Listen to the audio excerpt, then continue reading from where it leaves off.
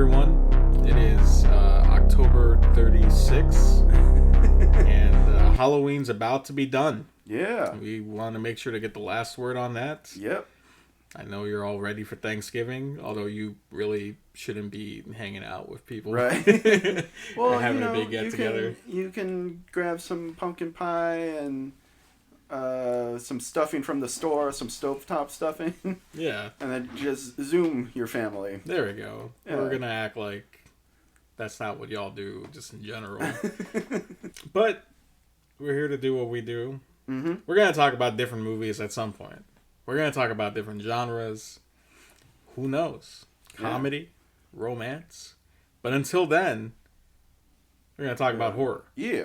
We're going to finish up talking about horror with kind of a whatever you may want to call it, a special.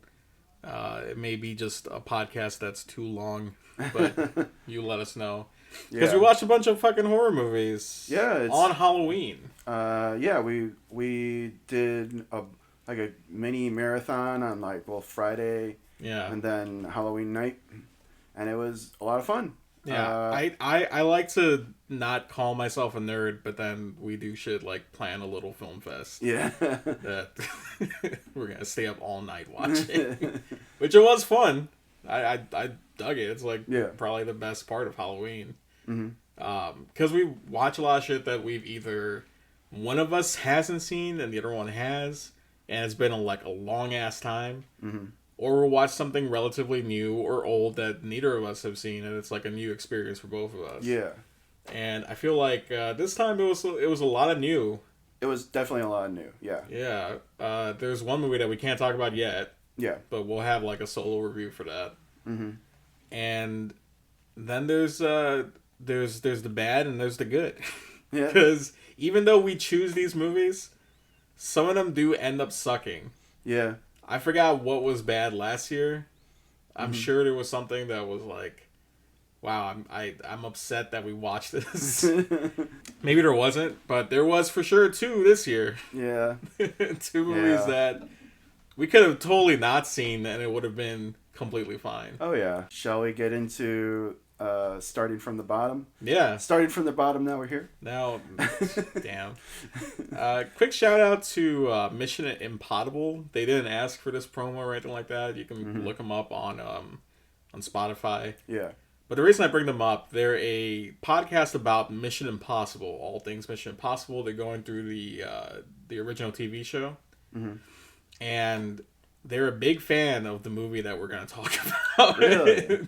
Yeah, the main host of it, Nathan, was the one who kind of recommended Turkey Shoot. I had heard of it from that exploitation documentary. Not Quite Hollywood, yeah. Yeah, Not Quite Hollywood, which is such a fun documentary. That's such an awesome documentary. If you've never heard of it, you should look it up. It's on pretty much everything. I think it's on Prime, for free. Okay. I might be wrong, but even if it's a $3 rental, it's worth it. It's definitely worth it. That's a fun documentary. It's all about Ozploitation, which is Australian exploitation. Yeah. Which is wow, they really lived like that, huh? Australia is a totally different world, especially in terms of filmmaking. It may make you mad what some of these directors do and what some of these people have done, but it's still pretty crazy to watch regardless. Yeah. But, hey, that's another plug for another movie. Yeah, that's...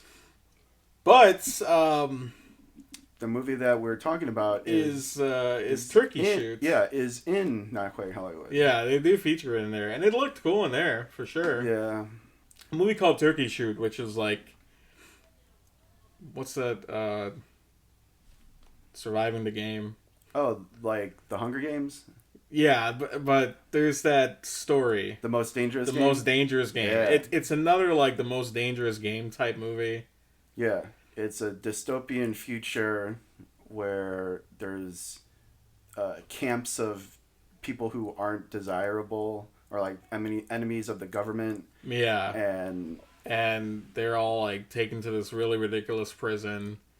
They all wear these banana banana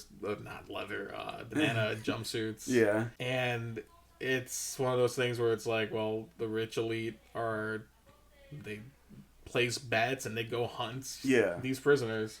Yeah. It's something that's been done before, but it's a little crazy here. Yeah, it's a cool concept because, you know, like anyone who's read The Most Dangerous Game or anyone who's seen, I think they made a movie. Surviving the Game. Yeah, that might be an episode one day. It's a movie that could be a lot of fun. I did not have fun in this movie. For there's only one bit of fun. I feel like there was only one kill that I thought, okay, that was pretty cool.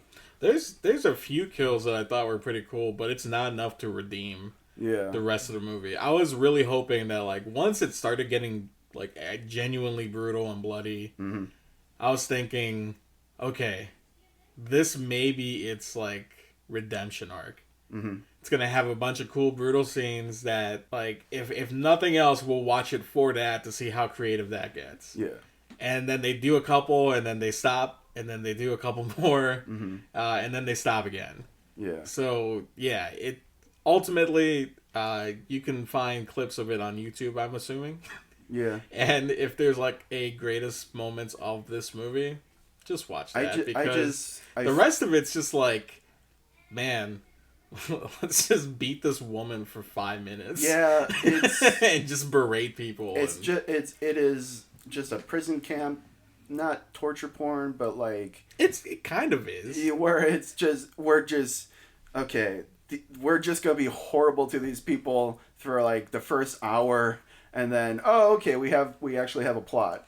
And it was like, okay, and like I said, like there's one kill involving bow and arrows that I thought was pretty cool. But there's a fucking like werewolf kind of fucking fruit brute. Like, it looks like the fruit brute from the box from the old cereal. Because it's like it's just a big dude who has hair around his face and has like yellow eyes and claws and fangs and shit, and it's like you have no idea where he fucking came from. I think the character, one of the hunters says that he bought him or something. If I remember correctly. Or like he got him from like a freak show. Something like that, or a sideshow, something along those lines, and it comes out of nowhere. And you wonder where is that gonna go, and I do like where that ended up.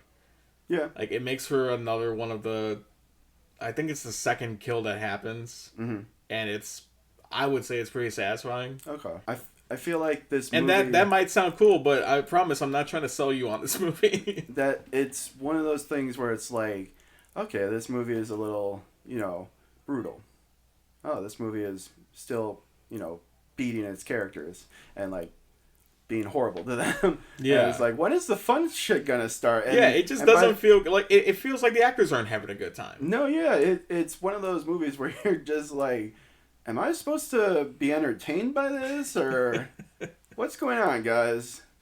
I mean, human suffering is one thing to watch if it's people who are bad. Obviously that's going to feel kind of cathartic and stuff like that, and some of the kills in the movie do feel pretty satisfying, but it's like I said, few and far between. It's a little too late for me. But when it's just nonsensical violence to not only people who are already in a bad situation, but like the weakest links of that situation, it's like I'm seeing a kid getting beaten up or something like that. Like, this doesn't feel fun, and this is going on for way too long.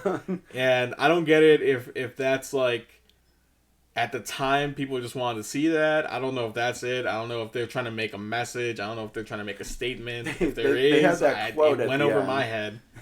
I don't even remember the quote. No, where it's like it's talking about it's like a revolution quote. I guess a quote about like uprisings. Yeah. Okay, but still, like, it might just be me that I just don't get it, but I don't know. I mean, you let me know and you make the argument of why this is like we shouldn't just get rid of this part. It's like movies that have a rape scene where it just does not fucking need one. And that almost happened in this one. Yeah, exactly. It gets that just cruel. Yeah, violence is cool until it feels bad. Yeah, yeah. I kind of just this was a chore to get through. Yeah, it's short, but it feels longer than what it long. is. I feel bad because I was excited to see it. Yeah, I was like really on board for this because, like I said, from what we're saying, it sounds kind of cool. Yeah. I just really want you to take my word for it that it's worth just seeing clips of it on YouTube at the least, or just, like I said, rent not quite Hollywood. Yeah, not quite. You'll get some of the best moments of the movie in there, and it's probably more entertaining about hearing how it was made, which sounds rough too. Like, oh really? Yeah. Oh, man. It feels like they weren't happy on set, and you can see it throughout the movie. Still, I give Turkey Shoot a 5 out of 5 since we're talking about it on this. 5 out of 5 deep dish pizzas. Yeah, there we go. There we go. Then we watched another really good movie. Yeah. Well, actually, no. They were spread out between. But we're going to talk about the other one that's like... Yeah, it kind of sucked.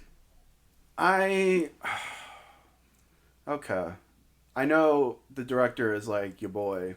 I mean, I'm not like on hand and foot for this guy. He's a weird fucking guy. Like I partially feel problematic being a fan of his. Yeah.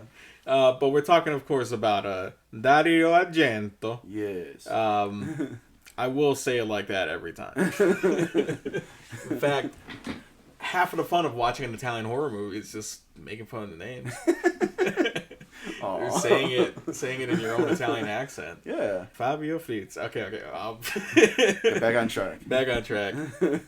With Dario Argento, we're talking about his film Inferno. Yeah. Which is a sequel to what a lot of people consider the best film he's ever made, Suspiria. Yeah. It's a spiritual sequel. Like, well, spiritual in the sense that they bring up the three mothers in Inferno. Yeah. But it doesn't have to do with the characters. None of the characters in Suspiria. Yeah. It's really just Suspiria in New York, but also not good. It's like the base plot is the exact same plot for the most part. Yeah. It tries to be a mystery, more of a giallo than Suspiria does, where Suspiria is like straight up supernatural for the most part. This one, although supernatural, I feel tries to be more grounded. But then it'll have insane moments that are kind of worth looking up. Yeah. Or like, if anyone has Twitter and they follow, I think you mentioned this, no context violence. Oh, yeah. There are some scenes in here that are like, I feel like they belong there. Yeah. Because some of the violence is just, like, there's this attack in Central Park. Oh, where the bag of yeah. Which another thing where it's like, man, I hope that was fake, but I don't know. But anyway, there's an attack on Central Park of one of the characters. Spoilers for Inferno if that matters to you. I apologize. This scene, when I think about this movie, that's the scene that stands out. I was like, guys, what the hell is going on here? Because there's this guy who is angry at all these street cats that are pestering him, and they may belong to like the witch. Yeah. And basically the coven or whatever. Inferno is basically about this apartment complex. Yeah. That is basically a front for witchcraft. Yeah, it's what the ballet school is in Suspiria. Mm-hmm. But he lives across. He captures all these cats that have been messing with him. Yeah. Puts them in a sack and like tries to drown it. Yeah, but then it goes on way too long. Yeah. It's upsetting, but it's also like it does look fake as fuck. But I don't know, man. These Italians, I don't know when they're totally happy with just killing an animal, like Cannibal Holocaust. Cannibal Holocaust, yeah. Yeah, any movie where if it's easier to, they probably will. And there's no reason for it not to be easy for Inferno. But anyway, that's already bad. Then that character who drowns the cats also falls, and he's an old ass man, so he can't get up, I guess. Yeah. It's in a really low kind of lake or something. I don't It's fucking just know. kind Creek. of ravine, yeah. And across from that, the nearby rats. Yeah. Oh yeah, and then there's rats nearby, so of course they're gonna like eat his eyes and for face and stuff. For a good few minutes, all you hear on the soundtrack is like, they're eating me alive, and that gets the attention of a food truck worker or like a chef. Yeah, like a food truck. Yeah, and the chef goes, oh, the chef comes over to the guy getting eaten by the rats and like slices him up. And that's the end of the scene. Damn near like hacks his head off, and then the scene ends. It's like, what the hell? Zero explanation to that later on in the movie. Here's the thing. I was expecting like a movie kind of like Dream Logic, where it just doesn't really make a lot of sense, but it's kind of cool in its weird own weird way. And I don't know. I just was not entertained. What's the word? I was just not as fascinated by this movie as I was with something like Suspiria or Phenomena, Deep Red, some of the other really good Dario Argento movies. Yeah, because this was just not that good. That's really what it kind of comes down to. It's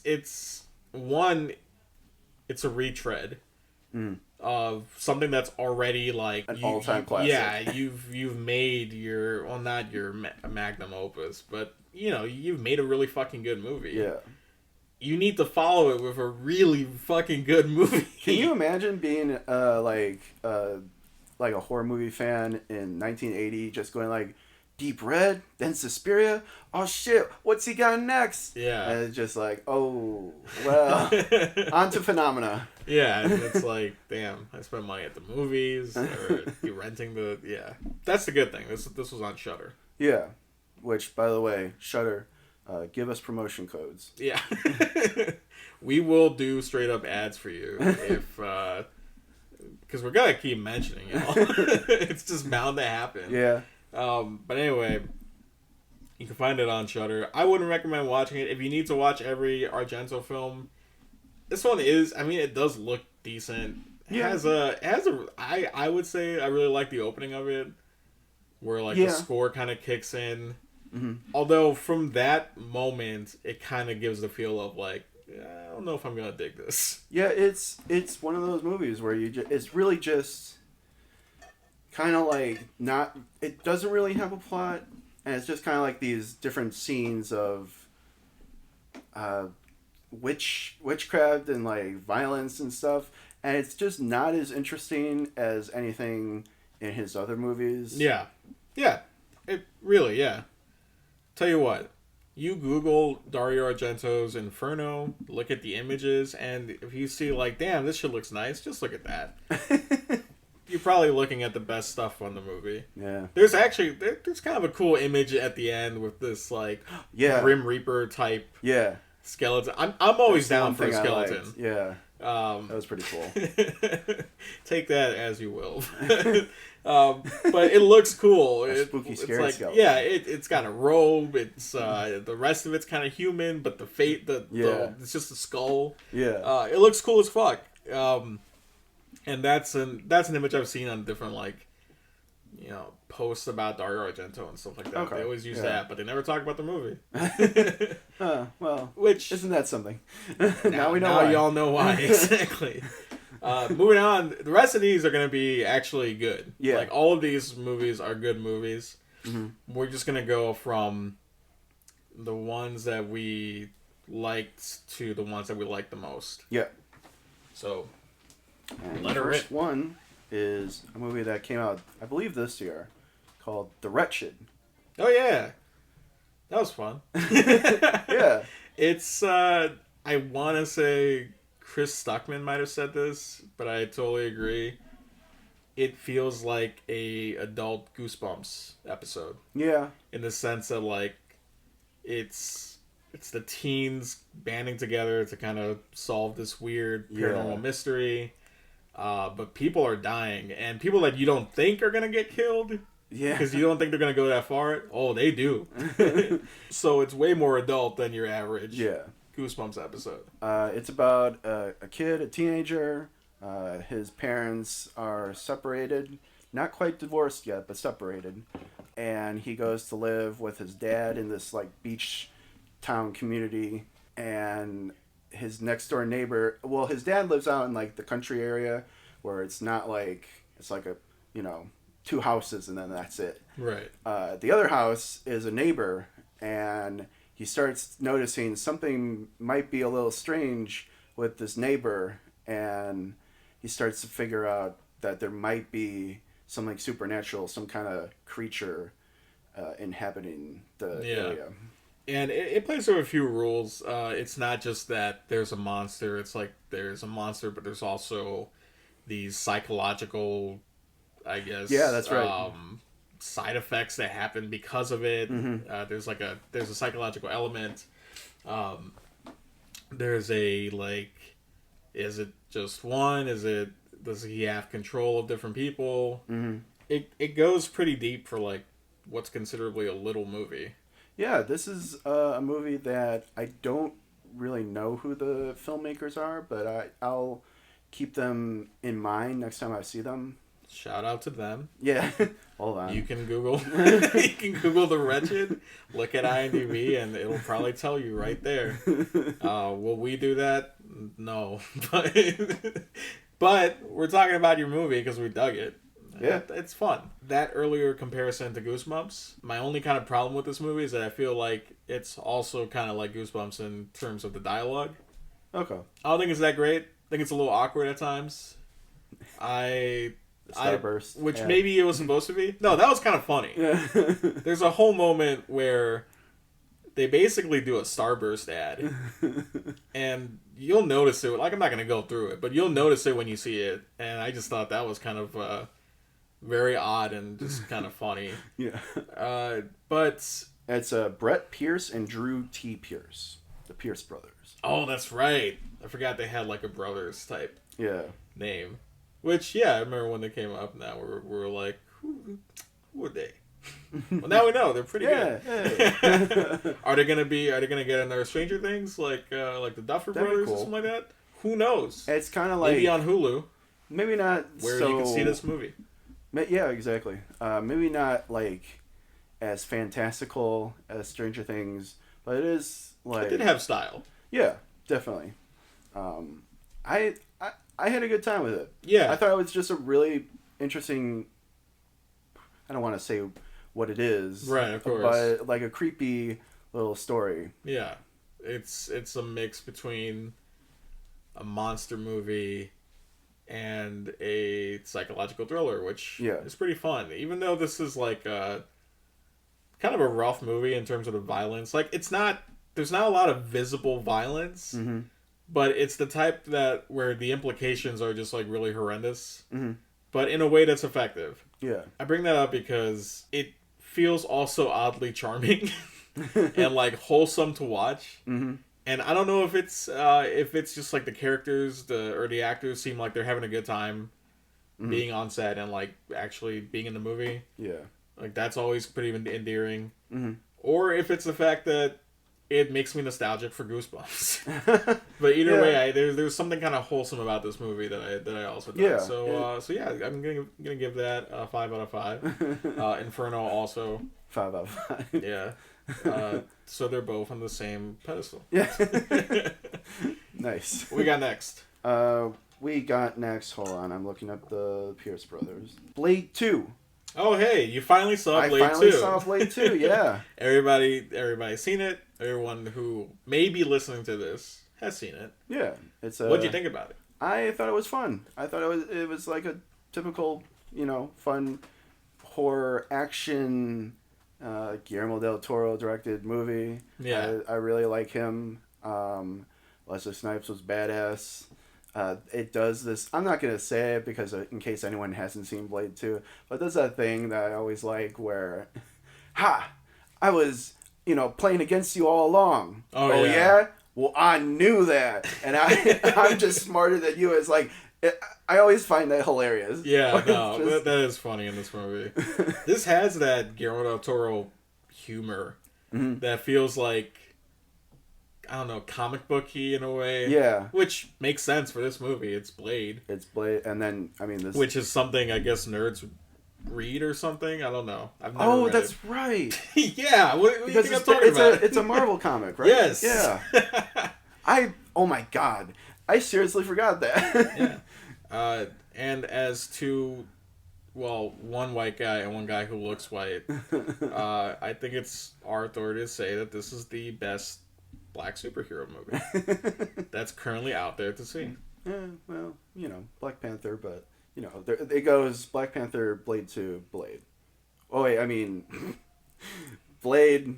I don't know. I don't know which one's better. I haven't seen Blade in like forever. No, I would. Okay, Blade is great.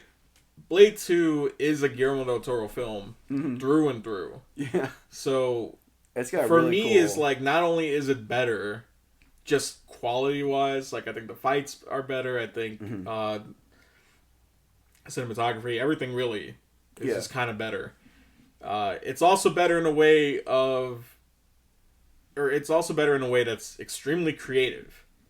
It's you can see like hints of Hellboy throughout Definitely. But I love it. I love that, like, it feels like we're watching a movie that Guillermo del Toro for sure wanted to make. Yeah. It has moments that are just pretty funny where it's like, that's for him. He's for me. He's making that joke for him. I mean, of course, Ron Perlman comes up in this movie. Yeah, well, of course, yeah. Yeah. But he's great too. Yeah. I actually love their whole back and forth. That I forgot how funny it is. Yeah. There's a moment in particular in the club that I think is like really fucking funny. Yeah.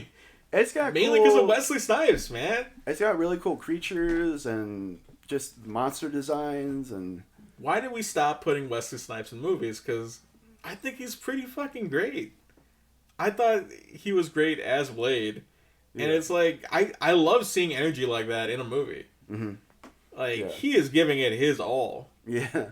From what we've heard about Blade Trinity, I think he might be an asshole, but it's to Patton Oswalt. He'll be okay. He'll make jokes about it, which I'm sure he already did. So, does it really matter? No, I don't think so. Yeah, we don't know. He didn't pay his taxes. That's cool as fuck. I might be getting that wrong, so don't quote me on that. But yeah, bring Wesley Snipes back, man. Yeah, call Hollywood. Yeah, I'll get him on the phone after this is done. Yeah, I'll call Mr. Hollywood. But I dig it. I dig him in this movie a lot. No, it's a really fun movie. I mean, it's like from the get-go, that opening sequence where he is just destroying those vampires with the garlic gun. Yeah, it's like silver bullets or something like that. Silver bullets, yeah. Yeah, that shit's cool. It looks like a video game, but like a cool video game that I want to play. Yeah, exactly. Except for the shots, anytime they do a full CG human, it looks a little dated. It looks kind of gummy. It looks weird. You can tell this is like a graphic and not the actor. Yeah. And it shouldn't bother me, but it doesn't. But it's noticeable, and I like making fun of it. And that might affect people. It might not. Yeah. But remember, it's dated. It's 2000. It's like 2001, right? I think it was 2001, 2002. Something like that. I remember being a little kid. I couldn't go see Blade 2, even though I really wanted to. But now I can. Anytime I want to. Yeah, thanks to Hulu. Yeah. Oh yeah, it's on Hulu. Check it out there. We on a break? We have one more movie. Whoops. Okay, what movie? Satan's Slaves. Ooh, that's a good one. Yeah. All right, see you guys. That one's scary as hell. Anyone who, I just said this before recording, but anyone who is like, I really like The Conjuring, and I want to see something different, but that's kind of like that, put this shit on. It's available on Shudder. Because it is at once a contemporary ghost movie, haunting movie, while also being scarier than your contemporary ghost movie. It's pretty freaky. Yeah, all of its scares I feel like are extremely effective. It doesn't rely on jump scares. And the jump scares that there are, I feel, work. Yeah. Like, I don't feel annoyed being scared. I was kind of like, that's fucking cool how they did that. Yeah. It's got some twists up its sleeve. Yeah. Anything else? Well, I mean, I dig it a lot, man. No. This is a movie that I want people to know about. I'm trying to... It's on Shudder. There's a scare in particular near the beginning having to do with, like, a bell. Which I thought was, like, that was so fucking cool. I remember the mystery of it all is pretty interesting. It is. It's one of those let's figure out how to stop the curse type movies. Yeah. That being said, we're not going to go into exactly what's going on because that would give away what makes it so scary. Mm-hmm. Directed by Joko Anwar, I believe. Okay. I might be wrong. The guy who did Impetigore, right? Yeah, who recently did Impetigore. Yeah, oh, by the way, this is on Shudder. Which, once again, please. Hey, guys. Please. But anyway, Joko Anwar directed it. It's cool to see in the Indonesian horror. Mm-hmm. Which, Satan's Slave, which was the original version of this, was an 80s movie from Indonesia. Mm-hmm. Which... it's cute. It's fun. It's wholesome. It's like it's cool that they made a movie in someone's house. It was and a few other locations with a limited budget, but you can tell it's limited. It's got some creepy imagery, but it's mostly just like we watched it after Inferno, and I was like, well, at least this is holding my attention more. It has moments reminiscent to like what made movies in the 1940s scary. Like that type of haunting imagery that's like more, I don't know, for me it's more like whimsical than it's not straight up terrifying. Whereas Satan's Slaves from 2017 is like, you will be scared throughout the film. It does, I don't want to reveal it, but like there's interesting callbacks to the original movie. Yeah, which, I mean, you can do your research on that. it is kind of a cool moment though, especially if you had just seen the original. Mm-hmm. Yeah. It's like, oh shit, that's her. Yep. I would highly recommend it. Yeah, it's a horror movie that somehow has a lot of kid actors who are not annoying. Oh yeah. One of them being like really great. Yeah. It's this kid who has to play mute, or deaf mute. I don't know. He uses sign language and he can't talk. Yeah. So deaf mute. Yeah. But still, he plays that so well. He is adorable. And he does. Yeah, he's an adorable kid who gets a lot out of like just his expressions because he's not talking through most of it. Yeah. Kind of too good of an actor at that age. I don't know what his secret is, but other kids who are going to be in horror movies, I don't know. Take note. Follow him. Yeah. But yeah, I would give Satan's Slaves 5 out of 5. 5 out of 5. I do really. I mean, it's. It sounds like I don't have a lot to say about this, but I did really like it. It's an effective horror movie. It is scary. It's got a really good mystery, and it has cool callbacks to the original. And I don't know. It's just a really entertaining horror movie. Yeah, it is. All right. 5 out of 5. 5 out of 5. And now a word from our sponsors, which there are none. Yeah. Man. Those sure were some good products that we talked about a moment ago. Yeah, and you can get them all at whatever that website was. WeBeWatchingFilms.com. Yeah. Does not exist. No. Now someone's going to buy it before we get the chance. Oh, no. But anyway, we're back to talk about the best of the rest. Yeah. Man. Okay. Our next movie is a documentary. An actual documentary. We're not like... It's not like a fake documentary. Yeah. No, it is and it's obvious from the start that this is going to be a real documentary. It's called Wrinkles The Clown. Also on Hulu? Also on Hulu, yeah. I had never heard of this movie, so I was expecting I don't know, maybe like a killer clown movie. And so it opens up with a clip of this clown and coming out under this little girl's bed, and I'm like, okay, that's creepy. And then I find out like, oh, it's a document. Wait, this is real? Yeah. And it turns out that Wrinkles the Clown, I had never heard of this guy in real life, but he gained quite a following. He's a 60, 70-year-old guy who dresses up as a character, Wrinkles the Clown. A pretty scary looking clown. Like, yeah. That mask is, it feels like one of the clowns from Killer Clowns from Outer Space. But if they were like also from kind of Silent Hill or something, right. Like with something that's more horrific. Yeah. Not fun. No, yeah. It's he is a clown who parents can pay him and he will go and scare their kids for him. Yeah. And not for them. For them. And not only can you call him to actually make an appointment, you can call and just kind of try to talk to him, and it's almost like he's become this like urban legend of like, well, what happens if we dial this number? Because he gets thousands of messages, so many calls, voicemails on the daily, and it's mostly just kids being like, holy shit, is he gonna pick up? Yeah. It's really funny. It's like funny and charming, but then it's also kind of horrific with like some of these voicemails that you hear. Oh yeah, are just like, this person needs therapy stat. Okay, because like there are some people who are like, Wrinkles, there's one kid that is like, Wrinkles, you're my role model. Yeah. And it's like, what? Oh, then it follows a few people too. Yeah, but then it also will give you voicemails from like people who think what he's doing is child abuse and would like to kill him very particularly.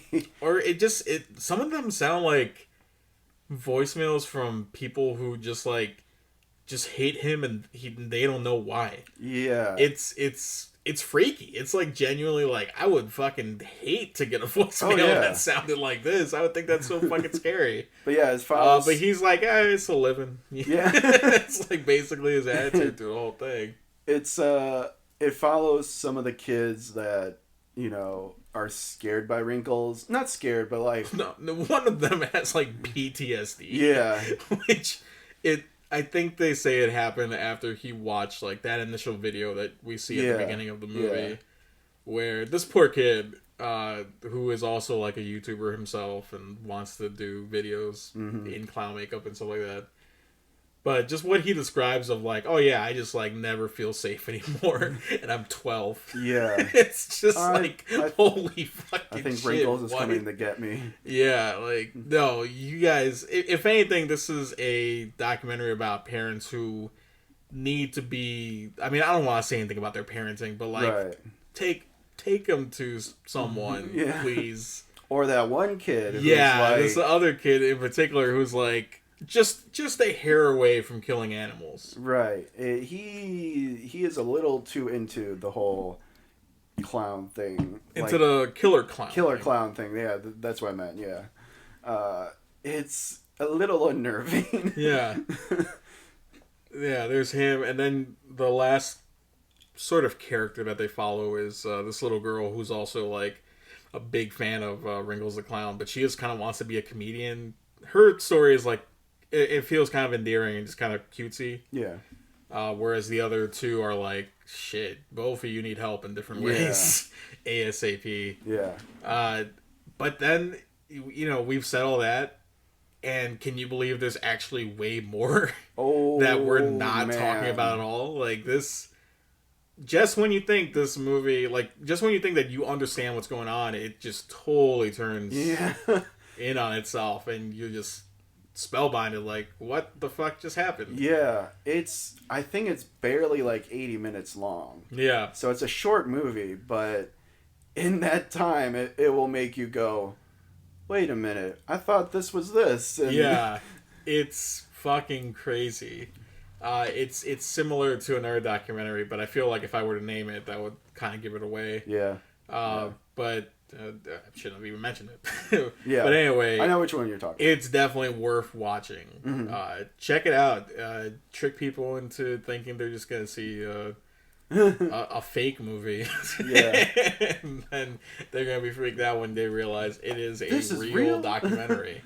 Yeah. It's a pretty like, I don't even know what the word, pretty like fascinating documentary. Yeah, it is fascinating. So it plays on the side of more fun too. Yeah. Which I like.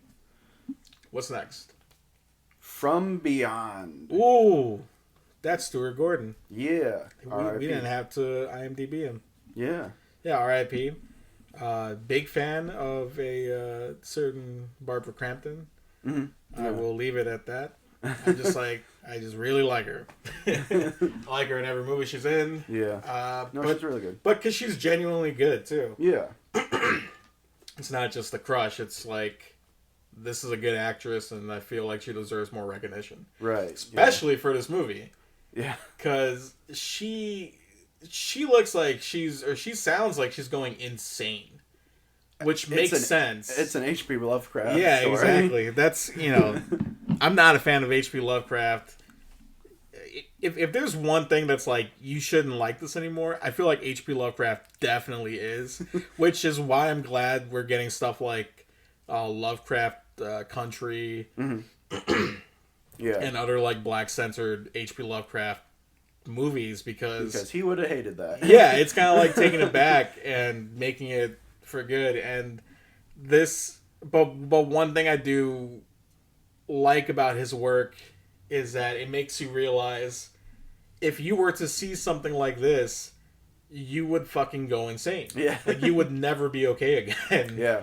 And all these characters in this movie are like traumatized to a point where it's like, I thought this was going to be wild fun, like Reanimator, and there are points in this movie where it's like, that's pretty horrific and genuinely scary.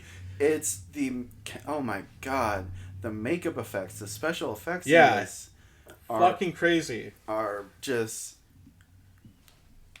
what's the word, like, they're slimy. They're gooey. Everything feels wet. Everything feels like it's just probably uncomfortable to be on set. Right. You're going to feel sticky. You're probably going to take 2 showers. I mean, what this movie is about is Jeffrey Combs, who, is the Reanimator in Reanimator, Herbert West. He plays a guy who is working with a scientist, and they're trying to... I forget what the actual terminology is, but there's something... One of the chords inside your brain, they're trying to latch onto that. Yeah, I forgot what it's like.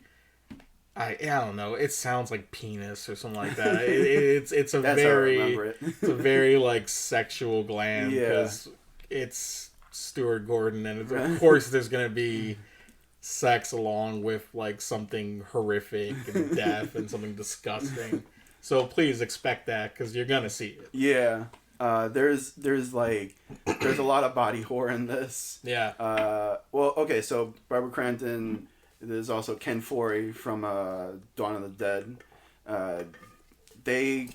He goes with Jeffrey Combs' character to try to figure out, like, try to see how this machine works. Yeah. And every time they turn it on, it just gets crazier and crazier. And yeah, it has to do with that thing in your brain, and it's also basically just it's showing you a parallel universe that exists within ours. Yeah, and you're not supposed to have knowledge of it, and then once the machine is on, you see it, and it sees you. Mm-hmm.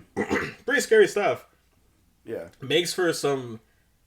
Yeah, if there's anything about this movie that's worth watching, it's the effects and the gore. Totally. Yeah. It's insane. It's great. It looks amazing. For something that looks so disgusting, I didn't want to look away because it just looks so cool. There were moments of this movie where I had my just mouth agape because I couldn't believe what they were showing, what they were doing. Yeah. I love this movie. I thought it was pretty great. It was I like it about as much as Reanimator. I mean, I haven't seen Reanimator. Like, Last time I saw Reanimator was like 5 years ago. So, Right. So it's been a while. But yeah, I like it about the same. I think I do like Stuart Gordon.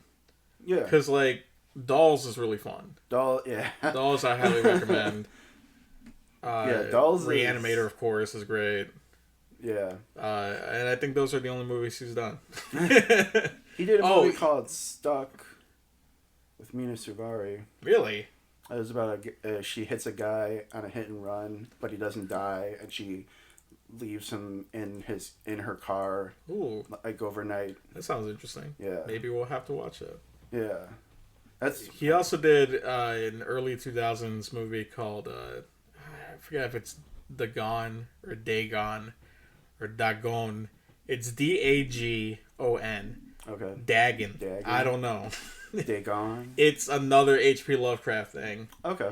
And it's half of some kind of monster story that he did. I'm not gonna act like I read through his shit. I like the type of horror he's created, but don't be like, that's actually this one. I don't fucking know.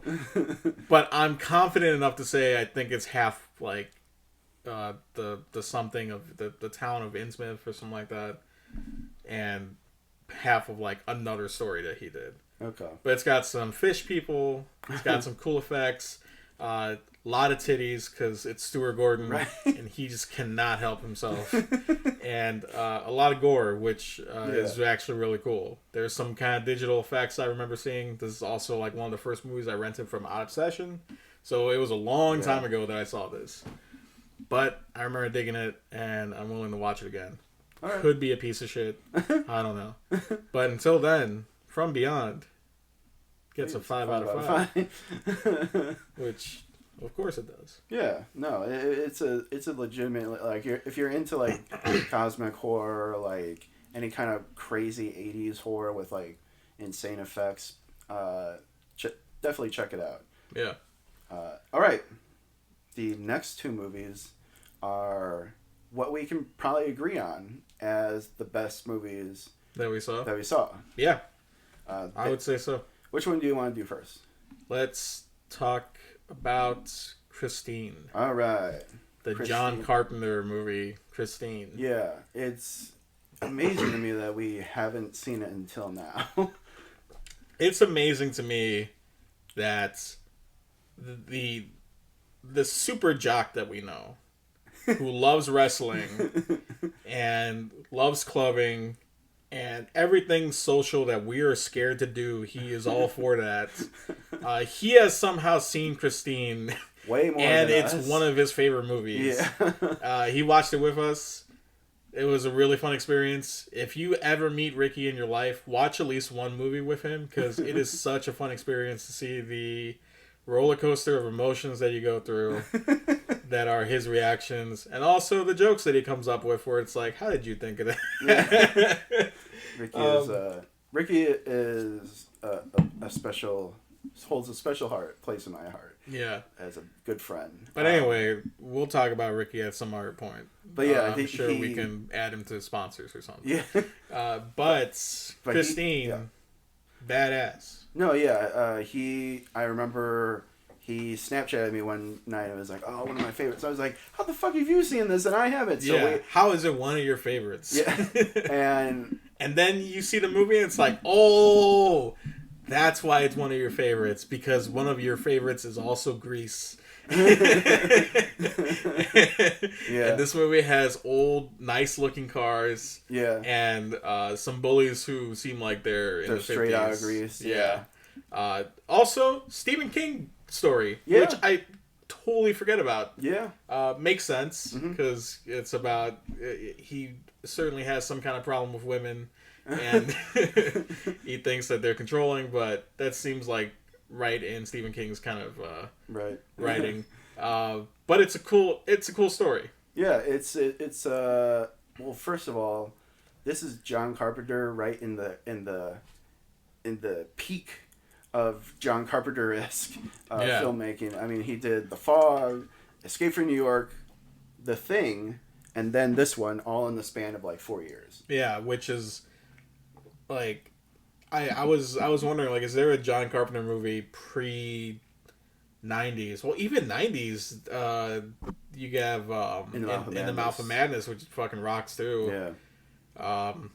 But is there like a movie before that I don't like of his? Mm-hmm. And I don't think there is. Yeah.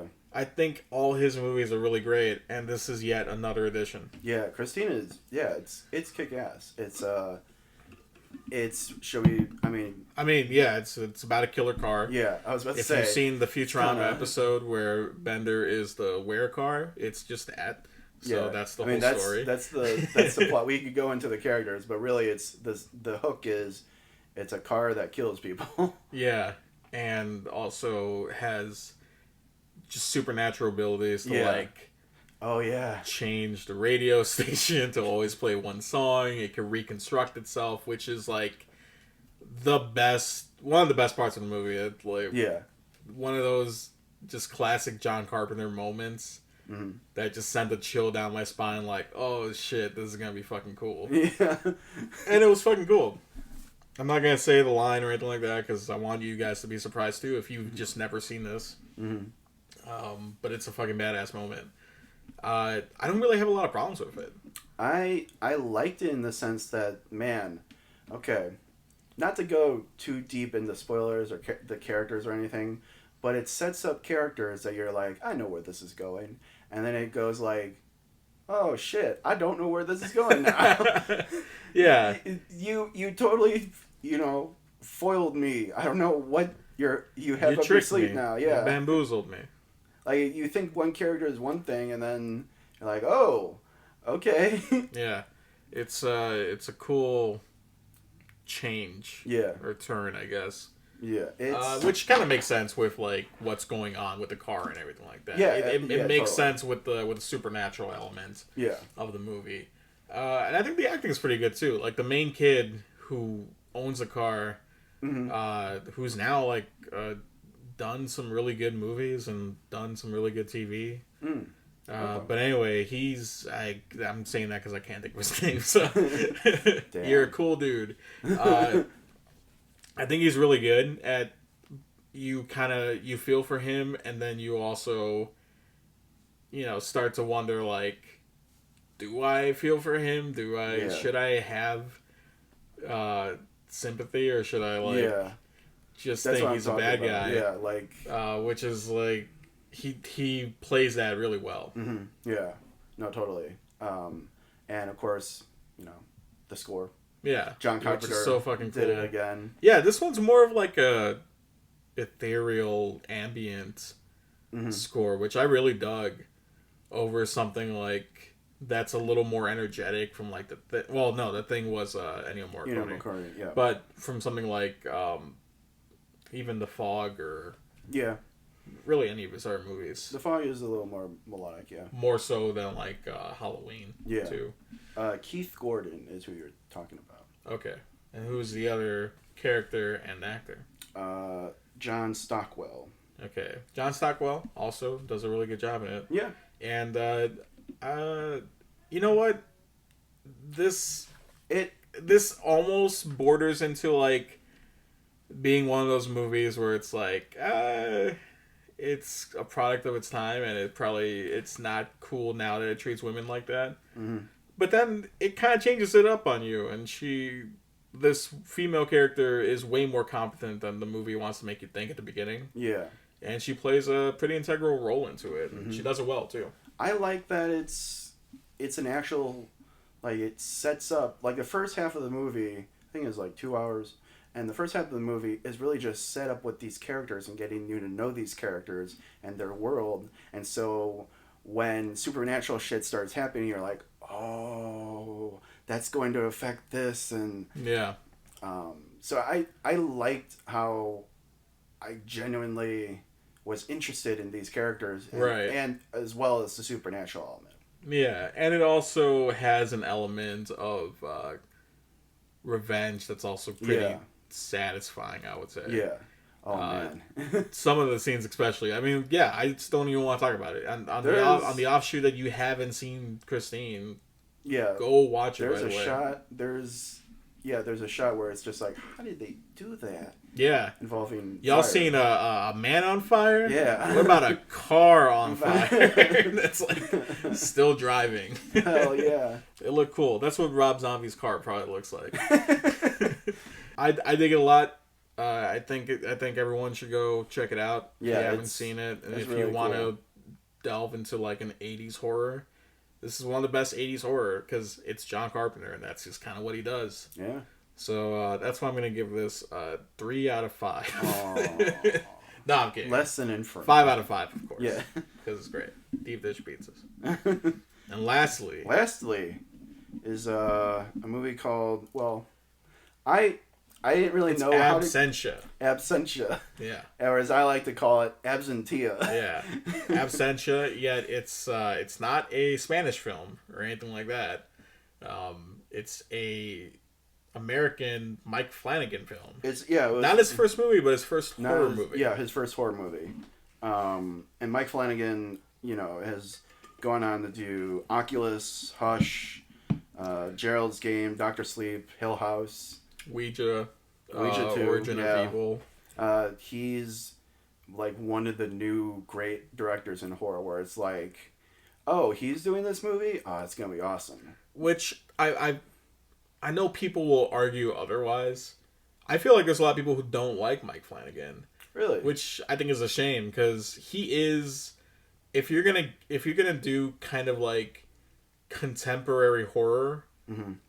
Mike Flanagan is the guy to go to because he's gonna fill it with tropes that yet he's gonna twist it just enough so that it sneaks up on you. Yeah.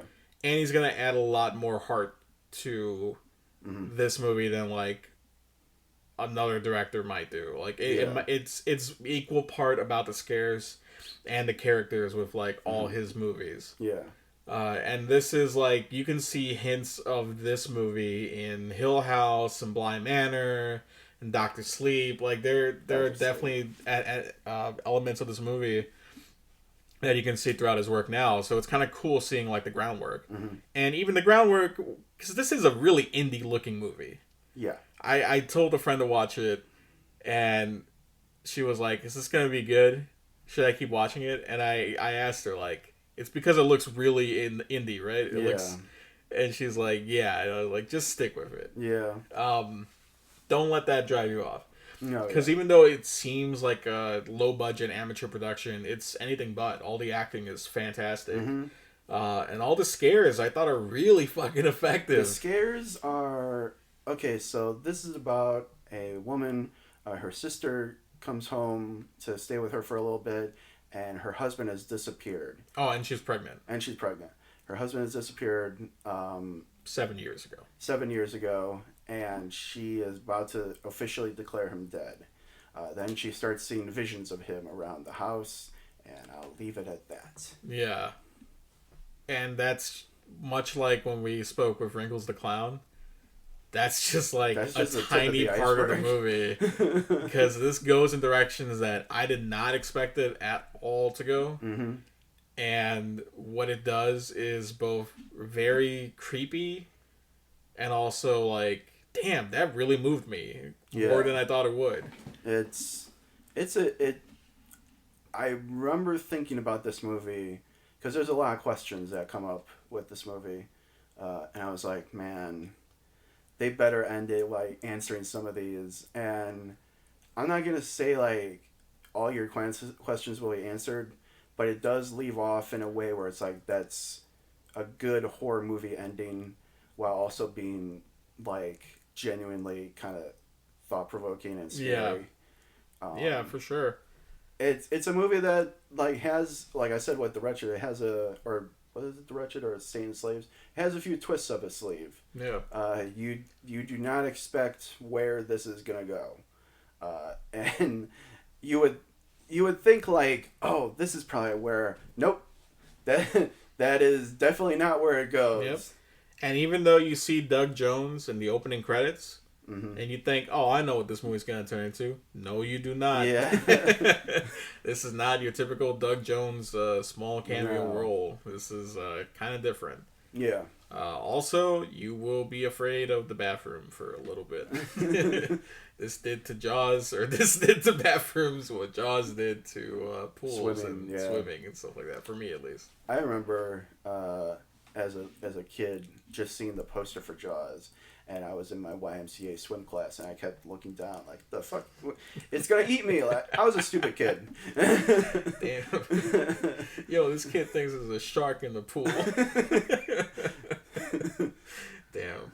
That's kind of funny. Yeah. That's that checks out. Yeah. That makes sense. Maybe one day we'll go into all the stories of when Jeff was scared. Some of them are kind of really funny. Yeah. But until then, Absentia, the less we say about it, the better. Right, yeah. You should be surprised. The acting's great. Shout out to the two main actresses who are also later on worked with him again. Which is cool of him. Like, yeah. I mean, it's not like they're not famous because... Or it's not like they're only famous because of him, but it's cool to see people work with each other. Yeah. Throughout their career. He wrote it, too. Yeah, which... So that's, I mean, he writes... It sounds like him. Yeah. It's, I think, most similar in terms of, like, the kind of emotion I felt. It was most similar to watching Hill House. Okay. But it is still its own movie. It's still pretty unique. Yeah. Because you think it's going to be a haunting movie, and it's like, oh, well, maybe. Maybe something else. I remember seeing Hush and being like, oh, that was awesome. And I remember seeing Dr. Sleep. I was like, that was even better. Like, so I'm all aboard the Mike Flanagan bandwagon. Yeah. Mike Flanagan, we salute you. Yeah. You've done a good job. Yeah. Keep it up. Your wife, fine as hell. Good on you, man. She's a good actress, too. Yeah. She's the main one from Hush. And, oh, really? yeah, and she's cool. in Hill House as well. Oh, cool. But yeah, I'm going to give that a 5 out of 5, I think. 5 out of 5 deep dish pizzas, of course. Well, now that you've finished listening to this, Halloween is officially done. And November starts tomorrow. I don't know what happens in November. Hopefully nothing too important. Yeah. That we won't be stressed out about. But either way, hey, happy Halloween. Hold on. Oh, yeah. We be watching films, huh? We be watching films, huh? Yeah, there we go. Spooky.